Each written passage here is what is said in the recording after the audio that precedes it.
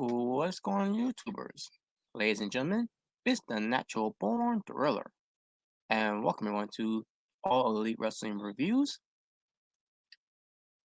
where I'm about to give you AEW Dark and Dynamite results. The shows from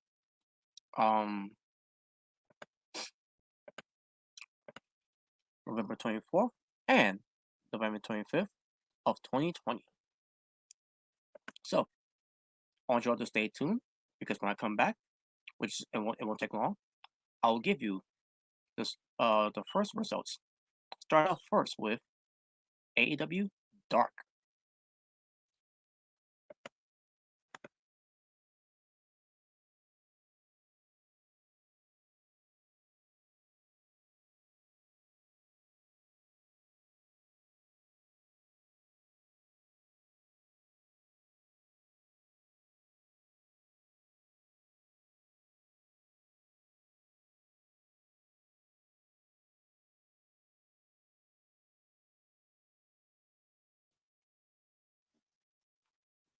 Here we go.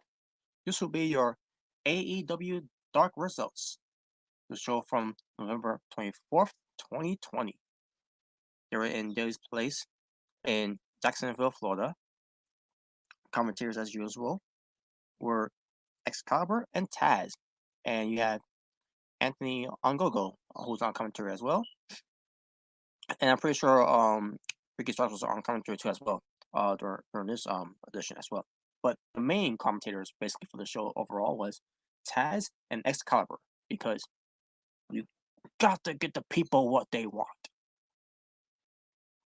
So, that being said, let's get started. And here I am, rocking like a hurricane. Just saying. Anyways, so they'll show up with Big Swole versus Viperous. My first look of Viperous, I love the look of Viperous, and very it's the spooky of her outfit, of her attire, or tends to celebrate Halloween late. But yeah, I like it though. You know, Viperous looks good. And I thought she was decent against Big Swole. And as usual, with Big Swole, there was always a weakness when it to Big Swole, and the weakness was her finisher move that she's now going for. Pertains to going for a signature, transmit into the her finishing submission move. So she goes for the Tiger Driver once again, and look is sloppy again. Then put on the Cloverleaf, the Texas Cloverleaf, in a sloppy way, and she gets to win. And I mean, I expect her to win either way, but still, another poor performance there by Big Swole. How does that work now? Here I am once praising Big Swole based on in AEW. And now the roles has been reversed, where now I'm praising Dr. Britt Baker DMD.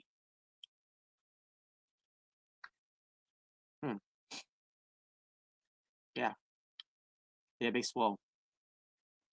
She should have went to WWE.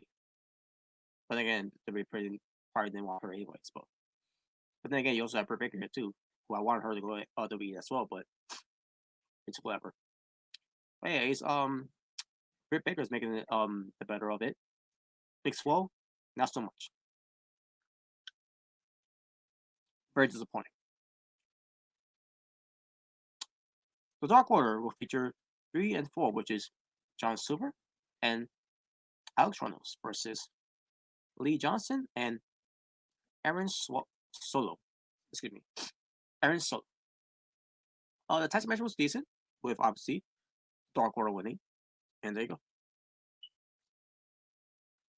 Trent being played by Chuck Taylor and Orange Cassidy versus Michael Nakazawa. And why does this match happen? Because Michael Nakazawa once again did this whole thing where Trent during his match against Miro weeks ago on Dynamite that he tripped on the ropes. So basically, they try to play off like that Michael Nakazawa did that again. When when had to remember the whole thing with Matt Sydal from All Out, and they just did it here again. Except for one thing, it wasn't happen on the pay per view itself, but still, because that botch happened with Matt Sydal, unfortunately, with making that debut of his. Obviously they played off on BTE that it was Michael Nakazawa who was involved with that and sabotaged the debut. And now here we are, we're against Trent against Miro weeks ago. Apparently, Michael Nakazawa, basically, I just mused the word. I just forgot the word I was going to use. That's just mused. Sabotaged, his match against Miro, Trent, which was led to a match here, and the match itself wasn't a fan of this match, but Trent won the match, and that's all you need to know. Red Velvet versus Tessa Price. I was gonna say Prince. No, Tessa Price. And match itself was pretty decent. Once again, Tasha Price. She's really showing how good she could be. Not just a heel with her nasty attitude and everything, but also she's also pretty good in the ring. And Red Velvet, obviously she's always been good. In the end, Red Velvet get to win. There you go. Nothing to say about that. So yeah, if Tasha Price is gonna be part of AEW, AEW needs to sign her and and make the better of her, make the use of her because I think she's pretty good and she's got potential. I see potential in this girl. Private Party, Isaiah Cassidy and Mark Quinn, versus excuse me, VSK and Baron Black. Match itself was pretty decent. Private Party wins. Not much to say about that. I thought the match was decent.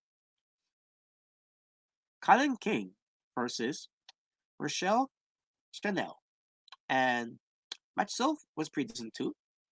Both ladies looked good, especially Kylan King and also Rochelle Chanel. Rochelle Chanel, I meant to say. She's coming to her own too. Rotates to her looks, her gimmick. That she's basically a diva where she's got her own weed hair and all that. Wig, whichever you want for her. And I love her style. I love how she wrestles. I love her girly wrestle run that she does.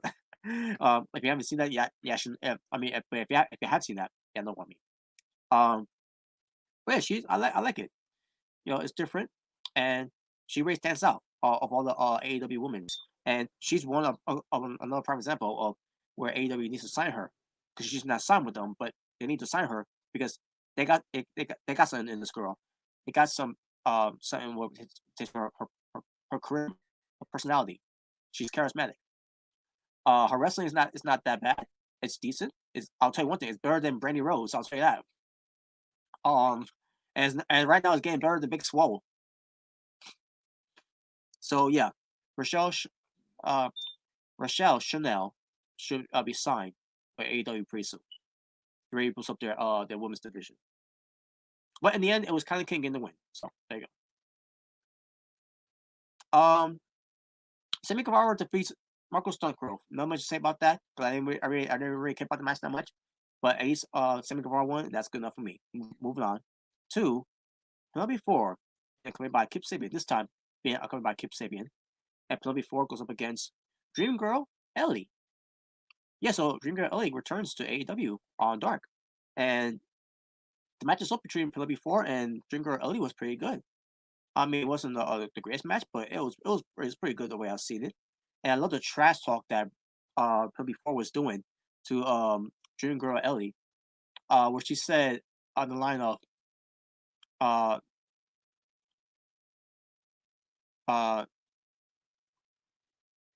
something about the remarks about her name Dream Girl. I can't remember how she said it though, but it was very clever the way she said it too, and that she did a move whatever. But also Dream Girl Ellie, she shows signs she's pretty good too. I didn't know much about her before coming to AEW, but apparently she was part of NXT at one point. I don't remember if she was part of it during the time when I was watching it, and if I did, I probably don't remember. But she's doing this whole thing where she's Dream Girl Ellie, and she's got this outfit that makes her look like she's from outer space, whatever. Um, like her tattoo partner, which I'll get to her later. Too, by the way, I'm gonna get to her when I get to her. Um, but yeah, Dream Girl Ellie was showing something here too, which is against her before, but she came short and lost the match. One more, folks.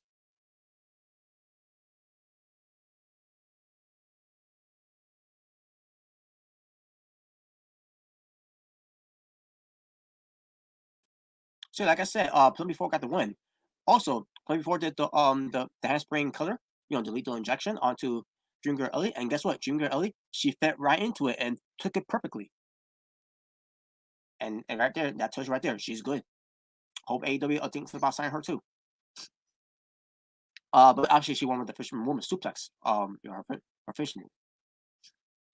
So there you go. The Gun Club, Billy, Austin, and Colton Gunn. Versus Cesar Bononi, KTP, KTB, excuse me, and Seth Garis. I think that's how you say his name, right? His last name. Before the match even started, I believe it was Seth Gardis who was being pushed around at first because he's trying to start something with the Gun Club, and then all of a sudden the match began, and the match ends up being pretty decent, and in the end the Gun Club wins. Not much to say about that. So there you go. The Jurassic Express, Jungle Boy and Luchasaurus, versus Panta Express, which is Ultimo Panta and Super Panta. One more, folks.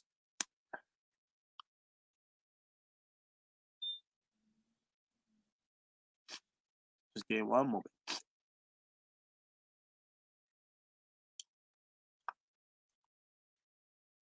Okay, I remember now. Okay, so Ultimo Panta looked good, which is of his tires and everything. But the Super Panta guy, he was literally wearing a Panta mask, helmet, whichever you want to say, based on how it looked, and a round body shape Panta. I don't know. That looked weird, and I see myself really. But Ace was on AEW Dark, so if this was on Dynamite, then yeah, AEW you would have taken the L for that one, just like you took the L for putting Swoggle on your TV of Dynamite.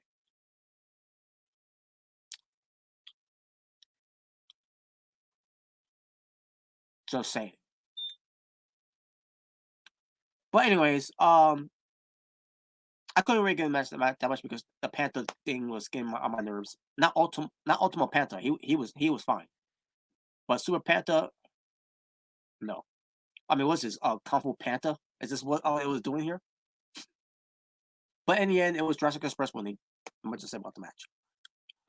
The Hybrid 2, TH2, Jack Evans and Hanako versus Griff Garrison and Brian Pillman Jr. Match itself was pretty decent with the Hybrid 2 winning. Not much to say about that. Yeah, there you go.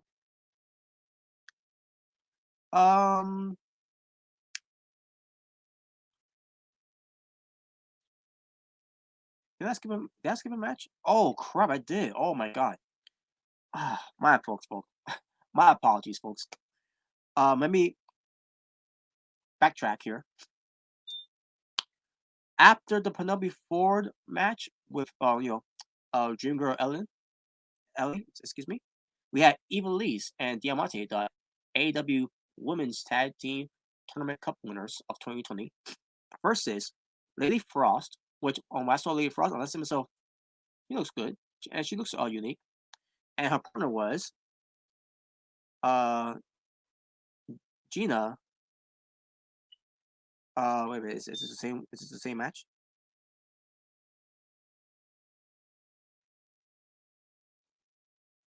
Hey, Jen and Nice. I can't remember. That's how I say her name, but she's the tall. She's the tall chick that was teaming up with Dream Girl Ellie at one point on AEW Dark, Dark at one point, from a few weeks ago. And here she are, she teamed up with someone else in a Lady Frost, and I see myself, okay, well, what happened to that pairing? What happened to to the other pairing of it? So I don't know. But anyways, so this match happens. It was decent, and they built Gina now strong. I remember, I can't remember because it says Gina. I mean Jenna. I mean to say it says Jenna. Excuse me, not Gina. Or I don't know where I got Gina from.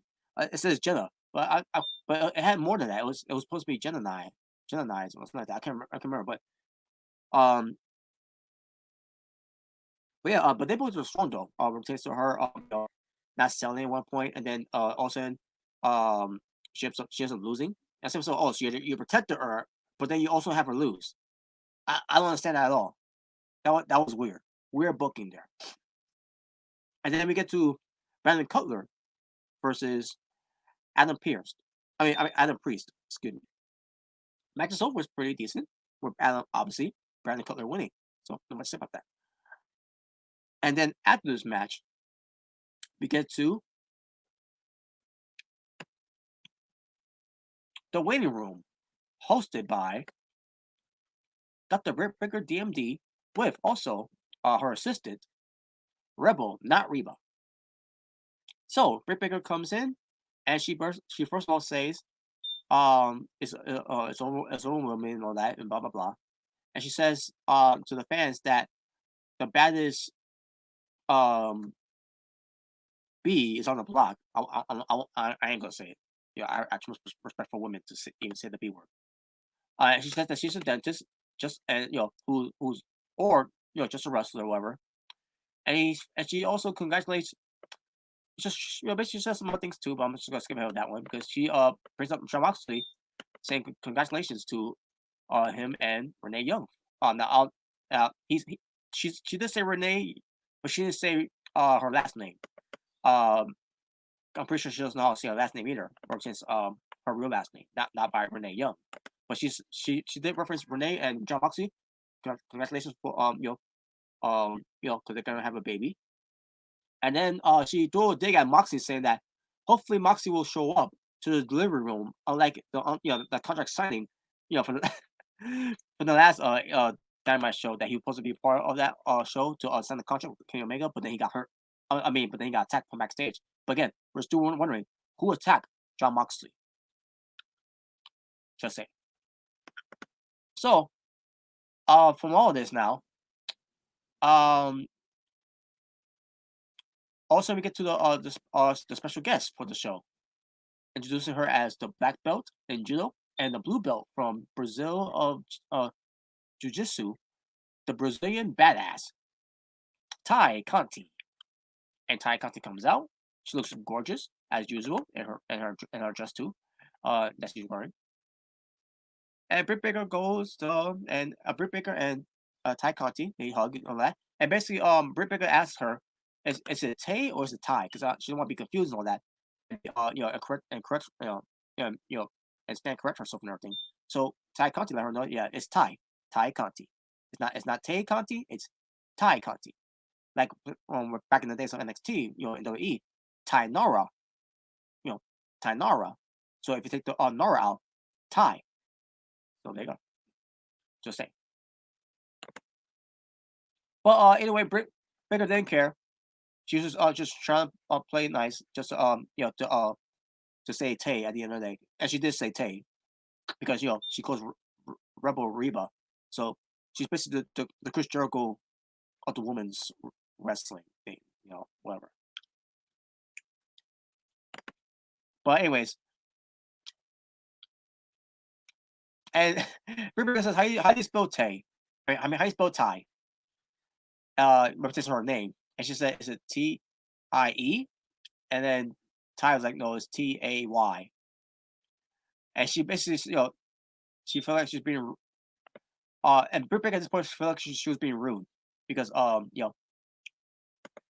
her attitude, whatever.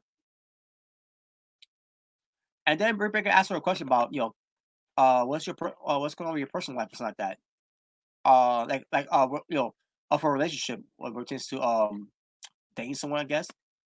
or is she dating someone? And then Ty said it's none of your business. And then Breaker's trying to egg on of this question, saying, "Well, it's my business because it's my show and everything, blah blah blah." And then Ty gets offensive with that. And then I said, like I said, let me spell it out for you. Since you don't understand my accent, none of your business. And they all start they start getting each other's faces. Oh man, it was intense. It was intense too. I'm thinking maybe they're gonna start building a match between these two eventually. I don't know when, but I guess we'll find out pretty soon. Um, and all of a sudden, um, Britt Baker, or I think it was Reba Rebel, I have to say.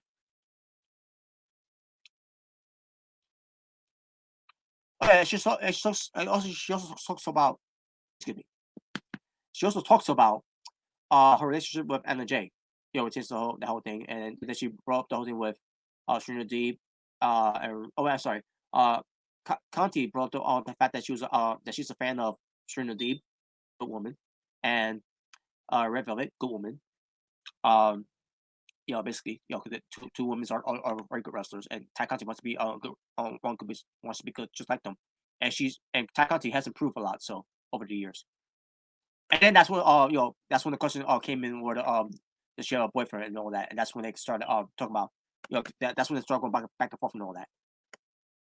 And then that's when I think that's when Reba Rebel, not Reba, said we have some guests coming out, and she brings out the Acclaimed. And I said, "Oh, the Acclaimed, that's cool. The Acclaimed are not part of the show here." And the Acclaimed, well, basically Max Caster was going yo yo yo yo yo yo like he's John Cena when he was doing the whole Dr. Duncan thing, or should I say the fraudonomics. Because John Cena is a fraud, and fuck John Cena. But you also have Anthony Bowens, who's part of the Acclaim, and they start on doing some freestyling, and I thought it was pretty good.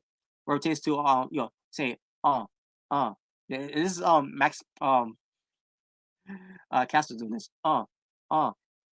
yo AEW, the Acclaim has arrived. Actually, any Bowen said AEW, hey AEW, the Acclaim has arrived. And then he said, hey, hit it, Max. And that's Max when go, yo, and then he's like, you can try to be like us. You can try to be like us. You can try to be like us.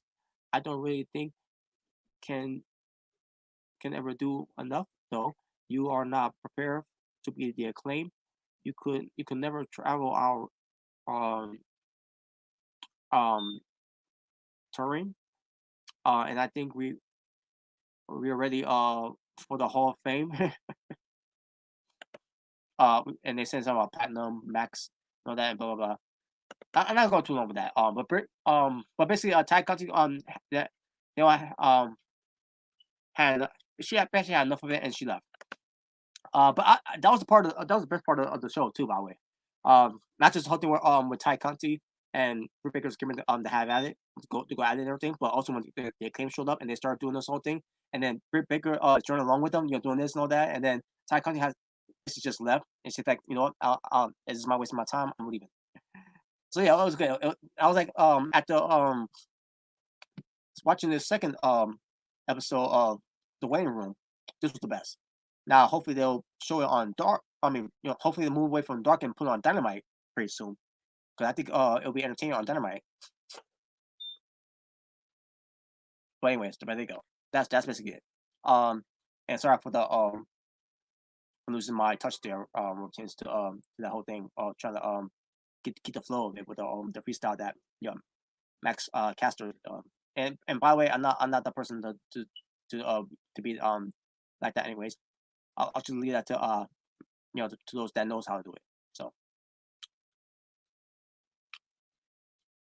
anyways, so after that was over, Average Table 4, Gun Club went over, Jurassic Express went over, Hybrid 2 went over. Then we get to the Acclaim. Speaking of the Acclaim, Anthony Bowens and Max Caster versus Alex Chamberlain, and Damian Ferrin, maybe I don't know. And Max Caster, he once again he freestyle once again. If I can recall, I'm pretty sure that I'm pretty sure there's this is here too.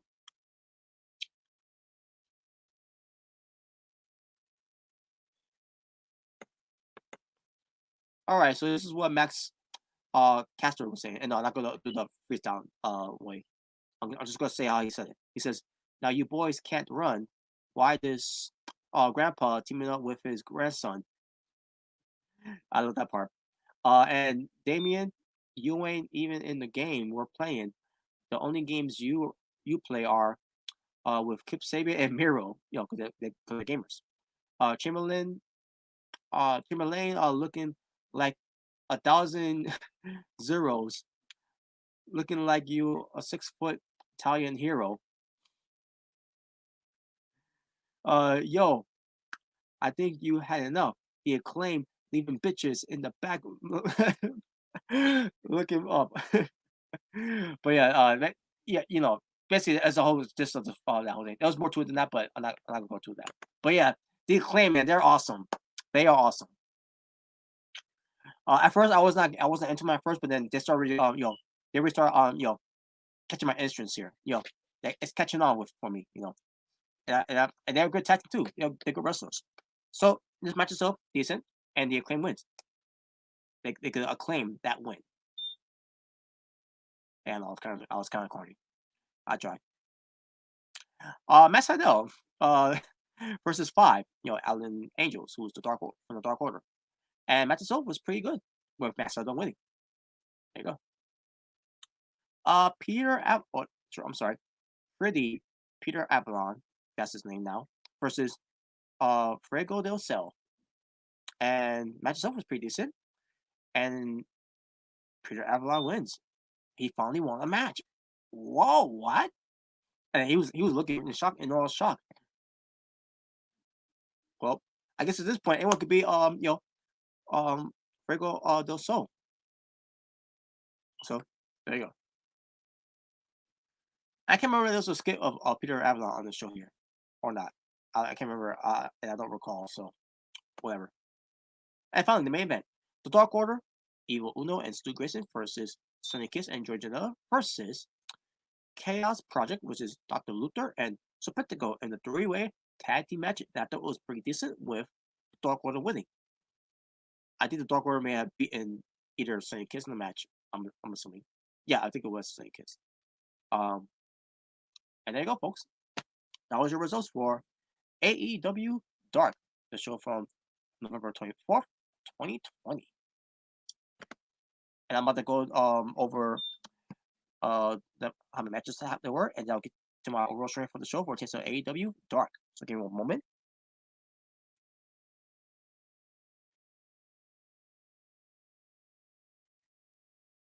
"17 matches. And my overall strength for the show, I'm gonna go with a 7 out of 10. Another decent show for AEW Dark. Good matches and all that. And what have you. For those that I care for. But yeah, not bad.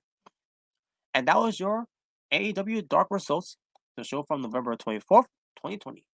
And stay tuned, folks, because when I come back, I'll give you more of AEW review where it takes to AEW Dynamite from November 25th, 2020. So stay tuned.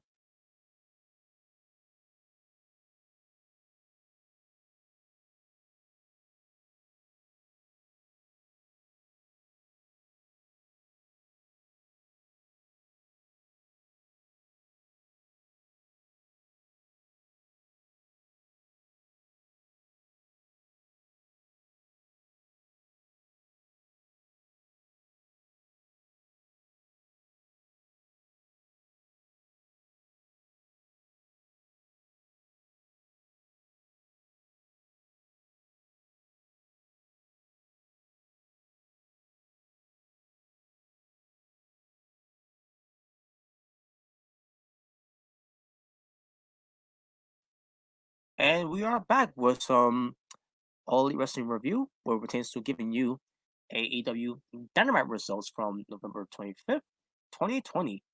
Your commentators, Excalibur, good old JR Jim Ross, and Tony Schiavone from Daily Place in Jacksonville, Florida. And here we go, folks. Let's start off. Let's get to it. The Hangman, Adam Page versus John Silver of the Dark Order, who is known as 3. And match itself between John Silver and Adam Page was pretty good. Both guys looked good. And when I say both guys looked good, I really mean both guys looked good in the match, especially John Silver. That's for you, Jordan.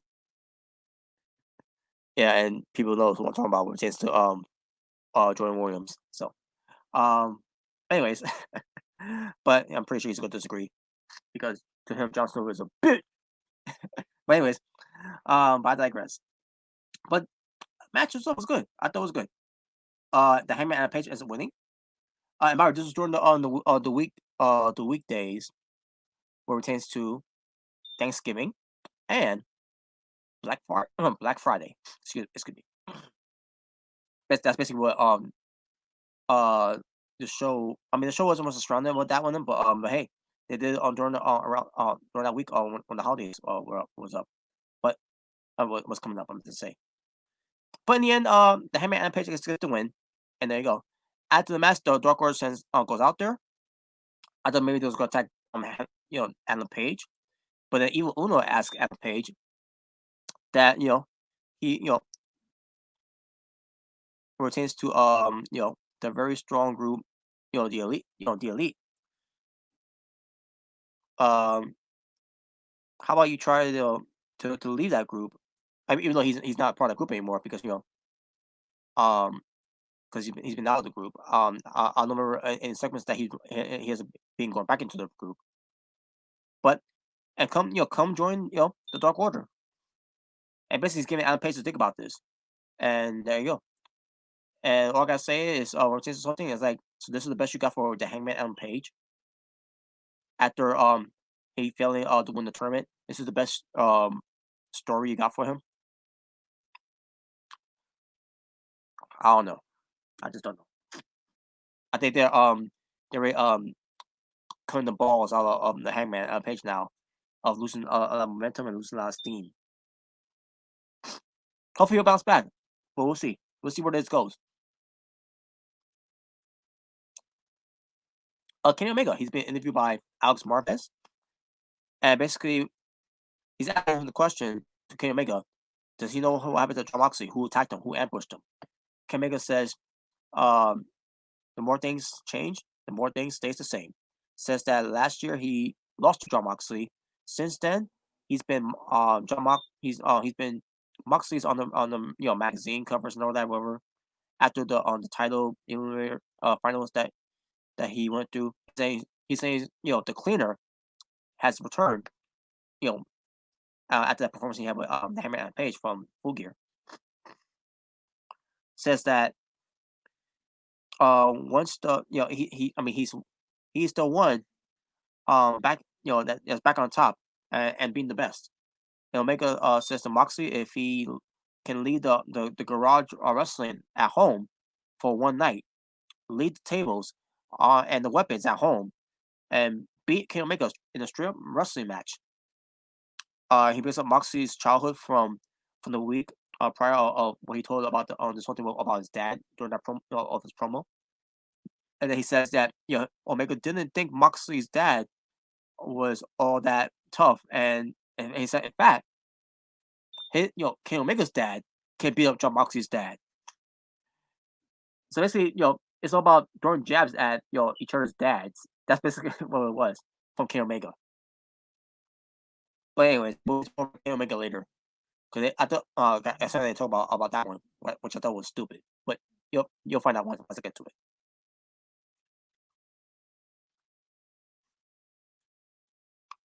By the way, this show itself was also surrounding the Go Home Show edition for the next AEW Dynamite show, where it pertains to the title of tagline for it. AEW Dynamite presents winter is coming. And they've been building up for quite a while. The whole winter is coming thing, for a couple of weeks during the time. Remember, chance to Moxley versus Omega. But anyways, we see Darby Allin in the video, where Darby Allin is crashing his car and spray painting, meant to say, excuse me, on the car that says "Survive if I let you." Basically, "Survive if I let you" is the survive if I left you. Sorry, folks. Survive if I let you. Let you. Survive if I let you. That's what you spray on the car, and that's Taz's catchphrase, by the way. Survive if I let you. And also, Darby Allin, lights up the trailer of gas and sets the car on fire. Well, I'll say one thing. At least Darby Allin wasn't on fire during this segment.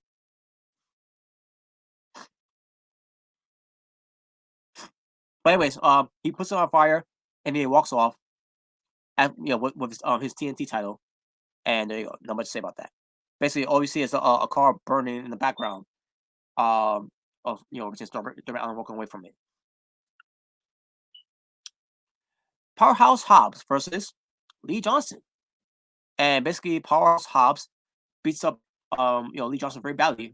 Which probably Lee Johnson is part of the Nightmare family. We all know that Team Taz is now in the program against the Nightmare family. You got Taz out there on commentary.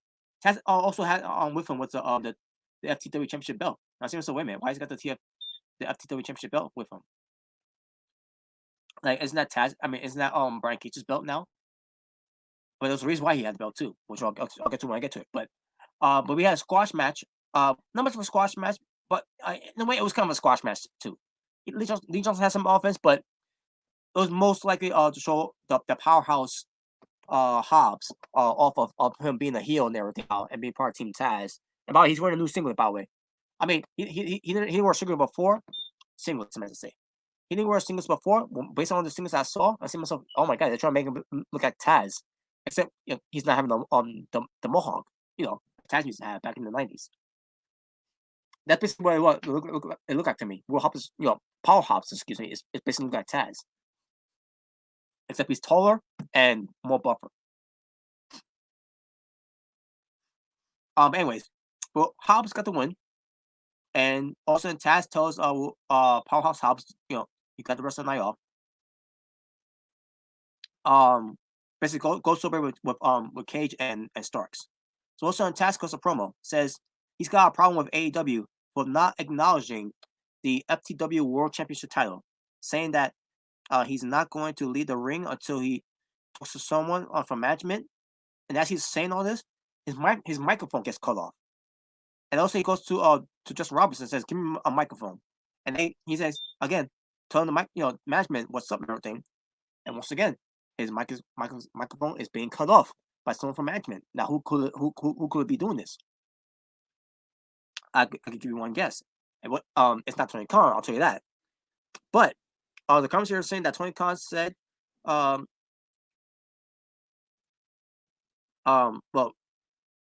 they may have said Tony Khan said to turn off the mic, but I guarantee you, I know who's really responsible for that. And then he came out, Cody Rhodes, who was behind the scenes with Tony Khan, with his headset and all that. So Cody Rhodes comes out and confronts Taz. So the commentators may say it was Tony Khan, but in reality, I don't think it was Tony Khan. I think it was Cody Rhodes, because Cody Rhodes is now having issues with Taz, and and Taz got some issues with the Nightmare family. So Cody Rhodes wants to remove Taz, but Taz said that he's not going anywhere and all that, blah blah blah, until it starts hearing him out and all that. So Cody Rhodes says next week he and Allen will face Starks and Hobbs, and things will go down, and that's good enough. And then Taz said, no, that's not good enough. And then he says, that's not why he's out here. He said he's out here because, you need to put some respect into the title that he made famous, which is the FTW World Championship. So Cody says he'll run it up to the flagpole And it says, "Are you going to tell me the next uh Cody creative has nothing for me?" I'm sorry. This is Taz saying this now. I'm sorry, folks. Uh. So after your Cribble said that, also Taz says this. What are you gonna tell me next? That you know you got nothing that creative has nothing for me. Blah blah blah and everything. Basically, throwing shades at WWE because WWE this is what WWE this is the thing that we always hear from WWE. I'm sorry. Creative has nothing for you, and so we're not gonna do anything with you. Either you get fired or they just don't do anything with you. You're just being catering. That's basically the thing with WWE where creative have nothing for you. That's basically that's basically what Taz was doing. And then Cody Rhodes gets a bit heated, and then for a reason, he brought up Taz's son, Hook. I'm pretty sure that's his wrestling name, Hook, which is sounds like a cool name to have too, especially when it to Captain Hook from Peter Pan. And it's not a knockoff of Taz's son. I'm just saying, it's cool. It's a cool name. I think it's a cool name. And he says, and it's clear saying this, he isn't trained with Taz, but he's trained with me. Whoa. And Taz gets upset, drops the mic. He goes to leave, and Cody Rhodes is facing at the hard cam, telling the cameraman, cut it up, to cut it. All of a sudden, Taz gets back in the ring, puts him in the Taz mission, and all of a sudden we see the Gun Club leaving the sections. Dustin Rhodes comes in there too, and Taz just leaves, and then all of a sudden we see Taz's son Hook shows up out of nowhere, and leaves with Taz. Wow. I can't believe it. This segment was good for a lot of reasons. Oh man. So yeah, I had no idea. I had no idea if Taz's son was even thinking about being a wrestler, which is hey, it's great. That Taz Taz's son wants to be a wrestler to follow in his father's footsteps. Hope he succeeds. Unfortunately, he's not being under the wing of his father. He's being under the wing of Cody Rhodes. But I don't know if it's not going to change now, but we'll see. I guess more of it will be developed eventually, but we'll see. We shall see.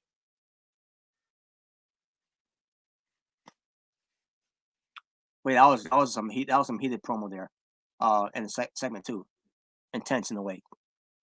So, Alex Marvez he interviews Eddie Kingston about Death Triangle reforming, Penta, Phoenix, basically leaving the family that Eddie Kingston made. Eddie Kingston says that he's really disappointed at Penta and Phoenix. But then again, he says that Phoenix was with Phoenix, he's not surprised. But he wants to talk about Pac. That things changed since he came back, and things aren't over until he says so. And also, Jon Moxley shows up, the AEW World Champion, and basically Jon Moxley confronts Eddie Kingston, thinking that he did this. He may attack. That Eddie Kingston may have attacked Jon Moxley, and Eddie Kingston let him know that if it was me, I would never have ambushed you like that. I would have done it to your face and all that, blah blah blah. And Moxley was like, "Okay, good to know," and then he walks away. And that was it. So yeah, we know one thing: it wasn't Eddie Kingston. So who could have done it? Who attacked Jon Moxley? That's the mystery that has yet to be solved. Top Flight versus the Hybrid 2. Top Flight is Dante. Dante and Darius versus Hanico and Jack Evans. And match itself was pretty good. This match itself, spot monkeys. But it was good. It was a good match though. Obviously when it comes to the Hybrid 2 and take top flight, I'll just say take flight. Top Flight versus Hybrid 2. It's a match you expected to have. You see all these guys, and it was a spot fest, monkey spots and all that. And I enjoyed it. Pretty good match. And obviously Hybrid 2 won the match by the way. At the match they continue to beat down on the Top Flight. All of a sudden Matt and Nick Jackson, the Young Bucks, comes out and chases off the Hybrid 2, and that was it.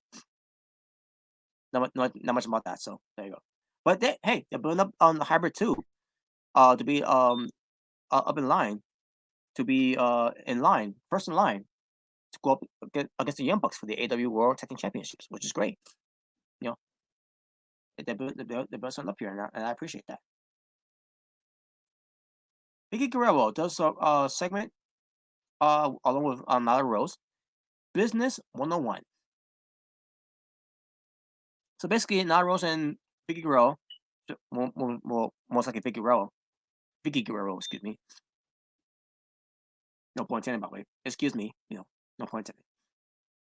She says that the practice of the sounds a lot like the Brandy Rose does with members of the roster, like Big Swole, Boo, and Red Velvet. Good woman. Vicky Rose says to Nyla Rose and Jay Cargill. By the way, Jay Cargill was not on the show. I don't understand why she wasn't, and I don't understand why she wasn't with them. The Vicious Vixen, because after what happened last time, where Vicky Guerrero and Nyla Rose hold up the officials while Jay Cargill took care of Brandy Rose, pulmonizing her arm. You think she would be there with them, but no, not this one. She wasn't. Not only she wasn't with them, but she wasn't on the show at all. Not even in the sections. We're saying to the staff, or whatever. But anyways, Nyla Rose and Jay Cargill do what they want to do on their own, and it looks like Brandy Rose's business plan is working out after she got her arm stomped by Jay Cargill, and that was it. Not much about that whole thing. I don't know where they're going with this and all that, but I'm assuming that Jay Cargill is part of the Vicious Vixen, with Vicky Guerrero and Nyla Rose, but we'll see.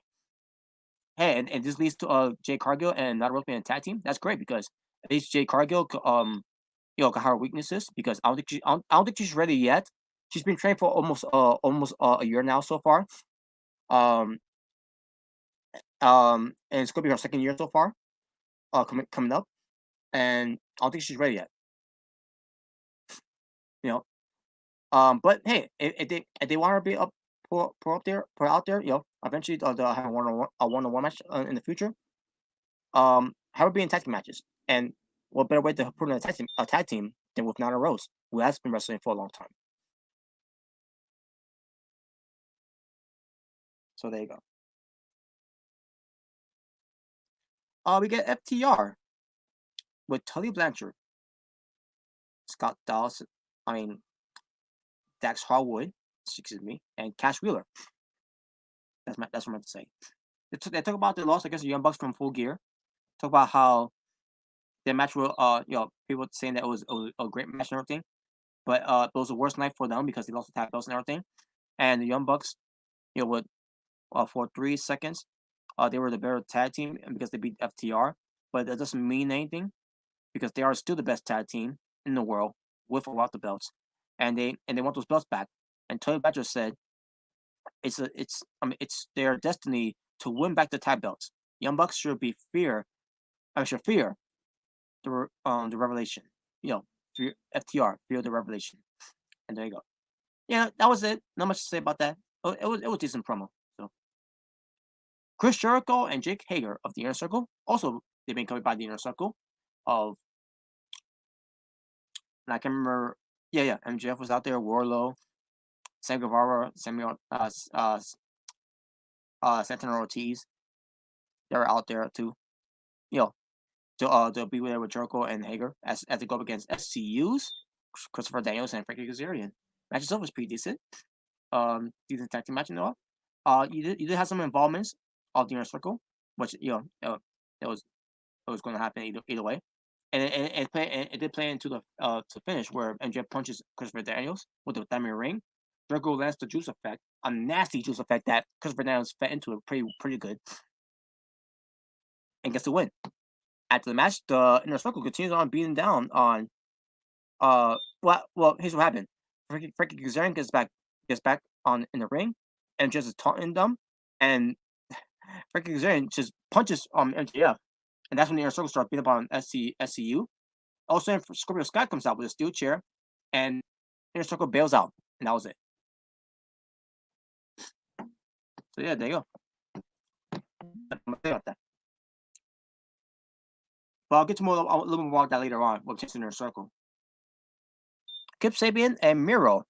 They talk about how they're going to debut a new show called The Miro and Kip Video Game Extravaganza.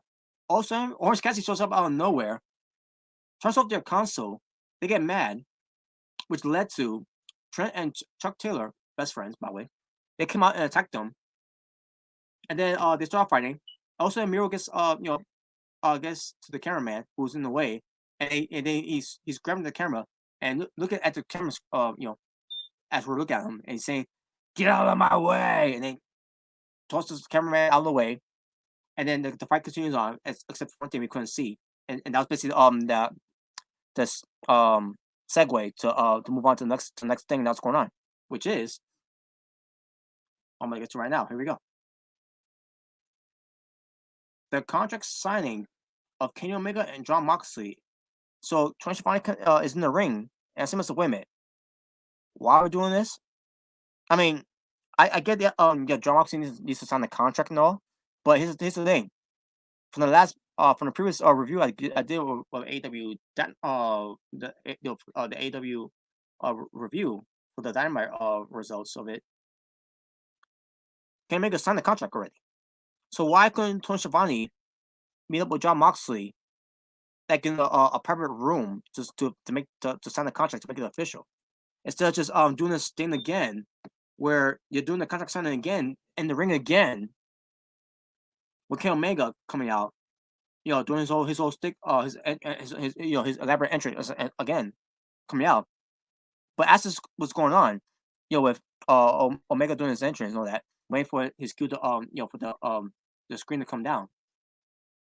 All of a sudden, we see someone appearing from behind him, and it was Jon Moxley.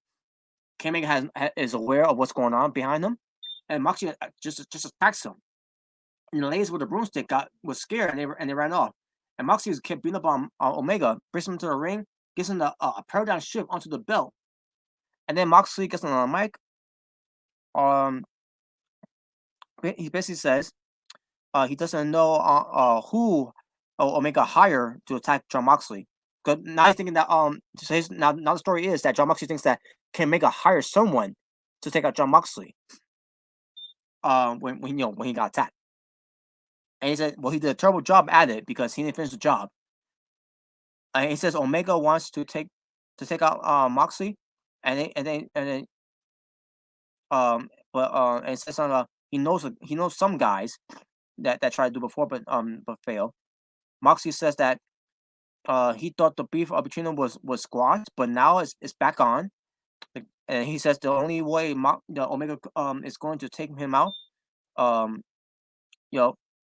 is by being the guy all the fans think he is. Or just him. I guess I'm assuming he's referencing that he's which is him being the cleaner. But he says, win, lose or draw, winter is coming for you, Kenny. And tells Omega that he comes at the king, he better not miss. Basically, when Omega comes to the king, which the king is Jon Moxley, you better not miss. You better not miss. I meant to say. And then and also reference from the whole thing of the Game of Thrones. And that's where the whole winter is coming theme came from too. From Game of Thrones. Moxley heads over to the table. He signs a contract and he hands it to Tony Schiavone, and it's official now. There you go. And that was it. That was good. I love how now it was stupid that they did this too. The contract signing again. What Kenny Omega's coming out there again, even though he already signed in and all that from a week prior from that. But they made it up when Moxley did what he did there. So there you go. Oh, okay, here we go. And then we get to Inner Circle being interviewed by Alex Marvez, and MJF's game is so mad what Frankie Kazarian did. He says, he basically says, what kind of man suckers punch a man? Punch a man, something like that. And he says, I'll tell you who, Frankie Kazarian. And then Joker says, about winning a fair match in the square, winning a match fair and square. Yeah, right. Frankie put his hands on MJF and says that all the game and all the fun is over, and Jericho basically wants to fight Frankie Kazarian. I said, Mr. Wait a minute, why are you going to fight Frankie Kazarian? Shouldn't it be MJF fight him? But then they revealed that on the show, on the same show here, that there's going to be the AEW Dynamite Diamond Ring Battle Royal happening. Which, by the way, MJF is the holder of that ring, so he's got to defend that ring. So it's good. It's one of those. It's the 1 year annual. It's 1 year and it's the annual thing that they're doing.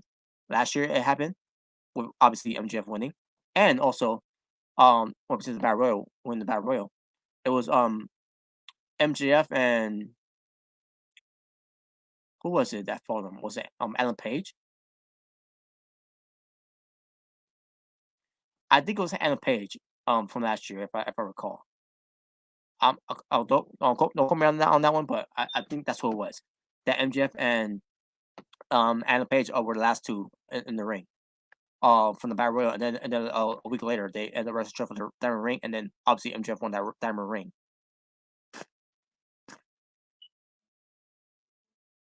And now it's happening again. But we'll get to more of that when we get to the next review of it, which is coming on the next day. But anyways, but back to so yeah, I guess that makes sense in a way, but it's whatever. And Barbara, during this whole thing, you still got Wardlow and Jake Hager still staring a hole at each other while all this is going on. Man, I did they're gonna have a match pretty soon. Oh man, these guys looking like they want to kill each other right now. But anyways, all right, we go, folks. We get a video package of Anna Jay versus Hikaru Shida. The first time they met, Anna Jay was known as the star of the show with her nice cap, her nice jacket, her nice tie, bow tie, I should say. And I don't remember if she had a king with her, where it tends to her, being the a showgirl and all that, the star of the show. Where Anna Jay was green, she was a rookie, and Hikaru Shida was I don't think she wasn't women's champion yet. No, Hikaru Shida was not women's champion yet. But it happened on Dark, by the way, of Genius 2 when they had the match. I don't think it happened on Dynamite. Not that I recall. But now that Anna Jay has improved ever since being part of the Dark Order, and believe me, even when there was no Dark Order for Anna Jay, she still improved either way. But I think with her being part of the Dark Order, especially with her being on BTE, being the elite, she really wanted to step her game up. Or since her being part of Dark Order, where she feel like that she don't want to be in it just to be in it, or just to be a body in there. She wants to to mean something, and she has mean something. Ever since, and she has improved. She really has improved. The thing is that Anna Jay and Ty Conti has a comment. Not only they were a tag team, or since the whole women's cup tournament that they did, the women's tag team cup tournament for AEW. But they were also both they both started off as rookies, and they both end up improving at the end of the day. But with Ty Conti, she improved back in the days of NWE, while Anna Jay basically improved during her time. Well, actually, in the beginning of her time in AEW.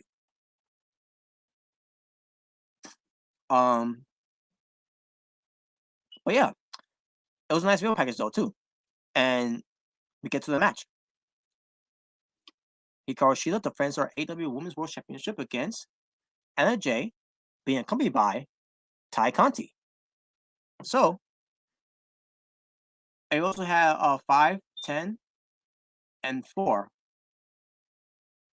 By the way, I think I got wrong before, folks. John Silver is 4, and Alex Reynolds is 3. I think I made a mistake there. I think I said John Silver was 3, and and Alex Reynolds was 4. So I think I made that mistake, and if I did make a mistake from the previous review, I apologize for that. I got it mixed up, so my apologies. But anyways, but they were on stage watching on. I said, "Wait a minute, why are they on stage? I thought this is the part where the Dark Order has to go backstage. That's what they always do. But for a reason, they decided to just stay there. So the match itself, Anna Jay looked great in this match against Hikaru Shida. Hikaru Shida was having troubles, you know, taking care of Anna Jay. But then she did eventually got the better of Anna Jay. But Anna Jay she really showed that she's not the same wrestler that Hikaru Shida wrestled when she first got in the ring with her. Because this match really showed it. It really showed it a lot that Anna Jay really has improved and she's gotten better. Now, with Anna Jay being in control of this match, she got the advantage. Especially in the close to the end of the match here. Obviously you got John Silver being a distraction, grabbing the candlestick and all that, and blah blah blah. So then but that was like earlier, and then we get to more of this where Anna Jay is getting the better of the champion, and like Sim said, wow, this is great. They were booking her strong here. Until they did the booking that made total nonsense in a way. So Anna Jay told Ty Conti to get a steel chair, even though Anna Jay is in complete control over Hikaru Shida in the match. She goes to ask for a chair while the referee was still active. Which probably I think the referee was referee. Oh yeah, Rick Knox. Rick Knox was referee. He was still standing. There was no referee bump. There was no referee distraction. And Anna Jay asked for a steel chair from Ty Conti. And I said, "So what are you doing? What are you doing at AEW? Why are you booking it like this? Why this made no sense? You made Anna Jay look like she can't do it on her own here. And besides, she beat Brandy Rose before, even though it was due to some distractions, but still, she still beat her. And then they go pull this shit off. Anna Jay asking Ty Conti to get the steel chair. Ty Conti wasn't sure to get the steel chair, but she got the steel chair anyways. And she said no. She dropped the steel chair and that no, you have to win the match on your own. Anna Jay gets mad because of that. So match still continues on. But this was enough distraction for Rick Knox to be distracted by Ty Conti, because the candlestick came to play. John Silver also to Anna Jay. And cracks Shida with it. Goes for a cover ball and gets a 2. And then Anna Jay goes for the Queen Slayer lock. Which is the choco, the BNT choco. But she rolls through it and hits some forearm to the head. Goes for a suplex. I mean tries to go for a suplex, I meant to say. But Anna Jay counters. Almost got a close 3. She ducks a clothesline. Goes for a jackknife. I mean a straight jacket German suplex. A forearm to the back. 1 for 2. And then she goes for her running knee. Basically knee to face. Boom and yang, which are and gets the win. What a stupid booking of Anna Jay asking for a steel chair and then doing all that shit. Like seriously, there was no need for that because Anna Jay was in complete control. She had the advantage. There was no need for that. Why would you do that? Who booked this shit?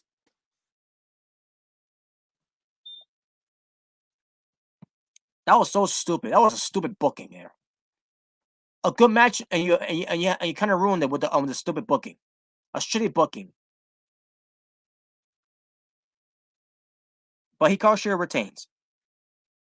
Also, as she's celebrating on stage, we hear music. And it's a music from Abaddon. So yes, Abaddon has returned. She starts crawling to her. And Hikaru Shida is scared. She's scared shitless of her. Even though Hikaru Shida has fought in Abaddon before on AEW Dark. How ironic, right? That she fought Anna Jay on Dark and then she fought Abaddon on Dark. And now And here it is coming full circle that Hikaru Shida's past is coming back to bite her, and one of them is scaring the living shit out of her in Abaddon. So Abaddon she goes towards her, grabs her belt, and drips blood all over it and licks it. Hikaru Shida looks scared as fuck, and that was it.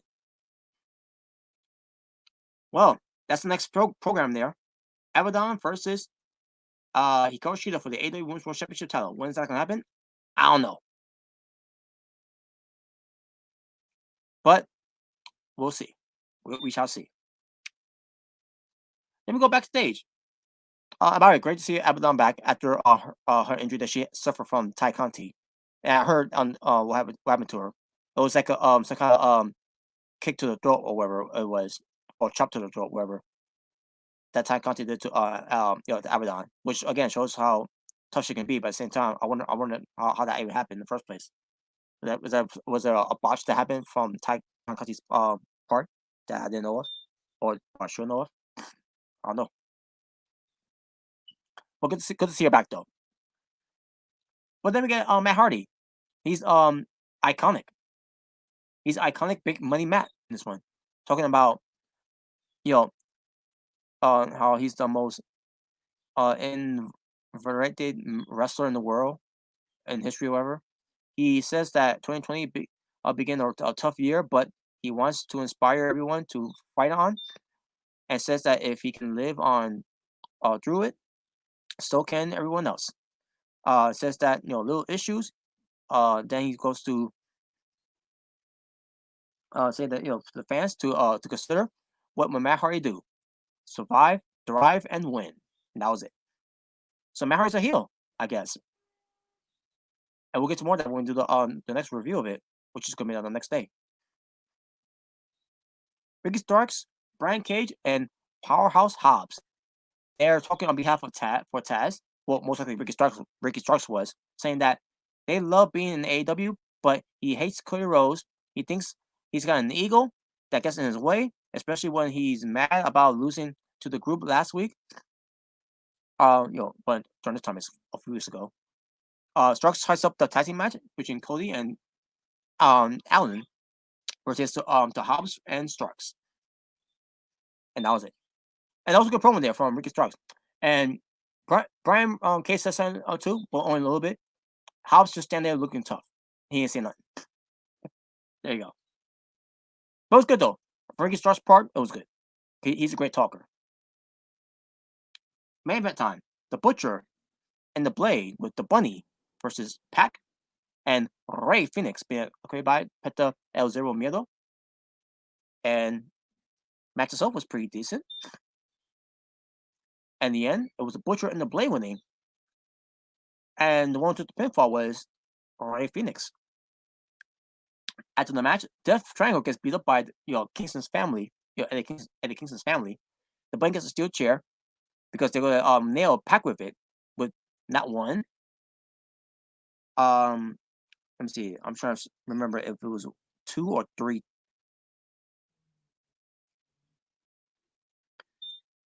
Because I believe it was about 3 DDTs on a steel chair where Pac was knocked out, and all of a sudden we hear the music of Lance Archer.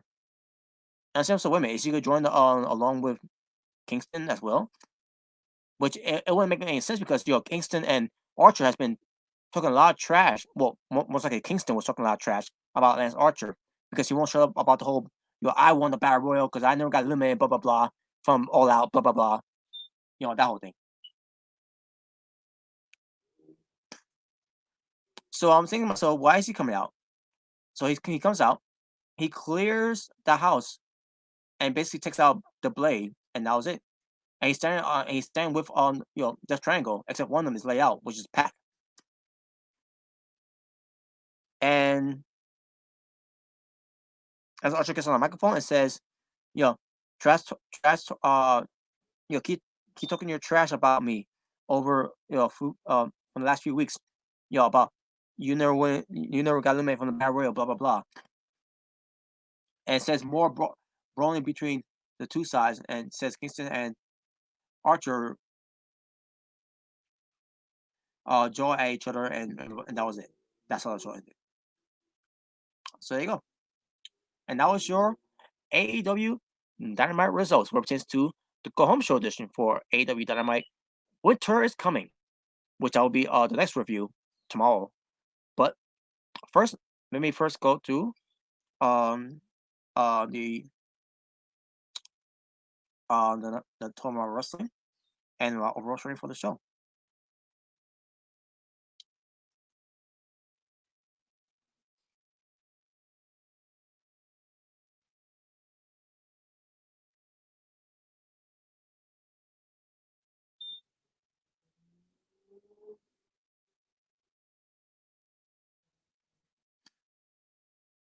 Six matches happened on the show. And my overall stream for the show for AEW Dynamite from November 25th, 2020. 8.5 out of 10, I'll go with. Yeah, 8.5 out of 10. Now, I don't remember if that's what I said in my live reaction. With this live reaction, is still up. Yeah. That live reaction is still up. And there you go. So there you go.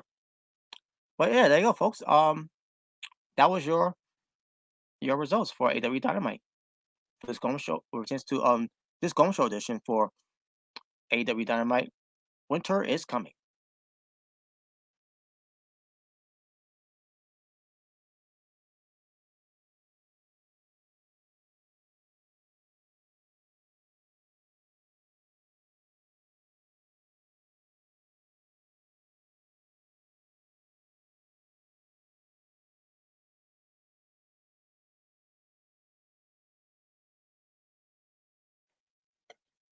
And folks, that's all the time that I have for you for Tinster's All Elite Wrestling Reviews. Two shows from November 24th and November 25th of 2020. We're going to give you both results of AEW Dynamite. Well, first, AEW Dark and Dynamite results. And we're seeing Dynamite. It was about the Gong Show edition for AEW Dynamite. Winter is coming. So, that being said, folks, thank you for watching. If this is the first time you're experiencing yours truly Natural Born Thriller right here on YouTube, please do so if you haven't done so already. Hit the subscribe button and hit that notification bell for more future contents on this channel, Natural Born Thriller, yours truly. And give it a like if you enjoyed this review, or give it a dislike if you didn't enjoy this review. Either way, thank you for spending your time joining me right here on YouTube as I try to give you the absolute best content that I can give you for a sense of pleasing all my viewers, all my subscribers, and all of you that will support and love me to the bitter end. So there you go. So you all stay well, stay safe, take care of yourself, everything that's going on in the world, wear your mask, love one another, God bless one another, live in peace and harmony for us all. So I am out here. Ta-ta for now for It's Natural Born Thriller, saying peace on the streets. Take care.